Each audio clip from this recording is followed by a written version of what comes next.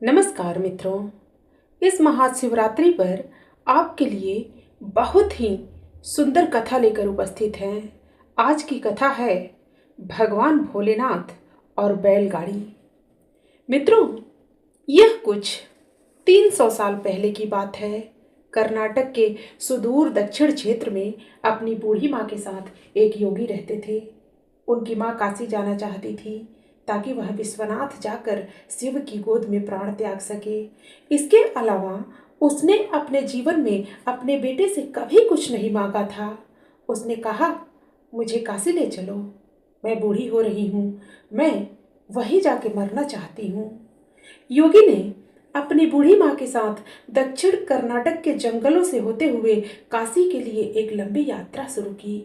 वृद्ध होने के कारण उनकी माँ का स्वास्थ्य बिगड़ गया, तो उन्होंने माँ को कंधे पर उठा लिया और जाहिर तौर पर कुछ समय पश्चात वह कमजोर महसूस करने लगा।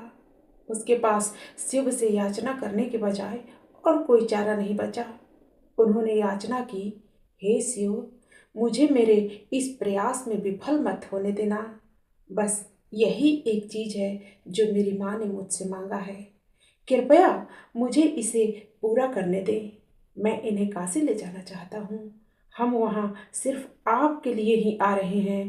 कृपया मुझे ताकत दे। तब जैसे ही उन्होंने चलना शुरू किया तो पीछे से एक घंटी की आवाज सुनाई दी, जैसे कोई बैलगाड़ी आ रही हो।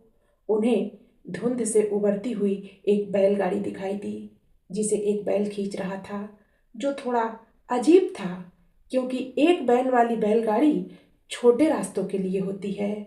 जब सफर लंबा और जंगली इलाके से होते हुए हो तो हमेशा दो बैल ही गाड़ी खींचते हैं, पर जब आप थके हो तो ऐसी बारीकियों को किसे परवाह।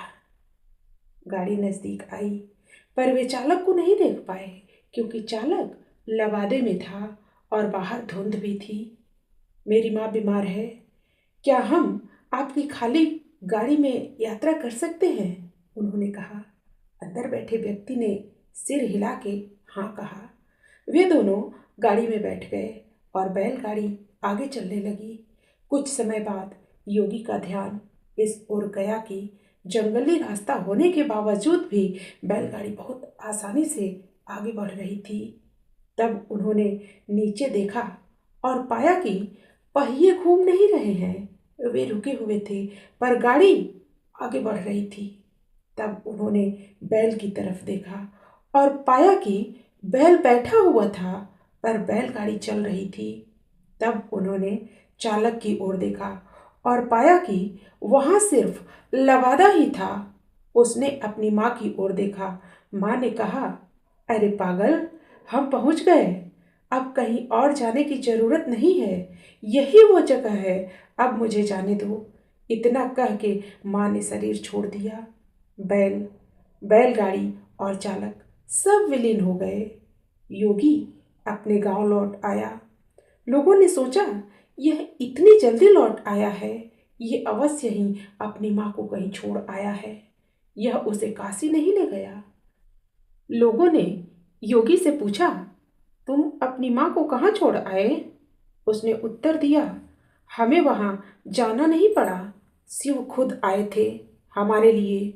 क्या बकवास है, उन्होंने कहा।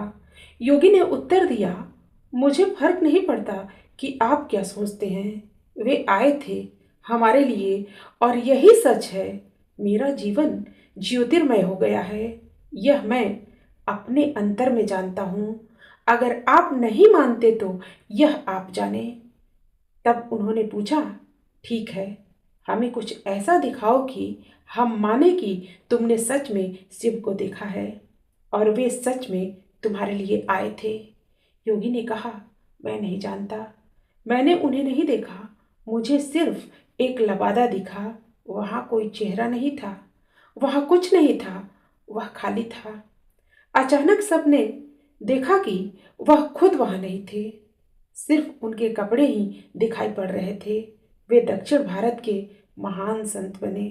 जहाँ भी वह जाते, लोग उन्हें बिना चेहरे वाले योगी के रूप में जानते थे। मित्रों, फिर मिलते हैं अगली प्रस्तुति में। नई कहानी के साथ।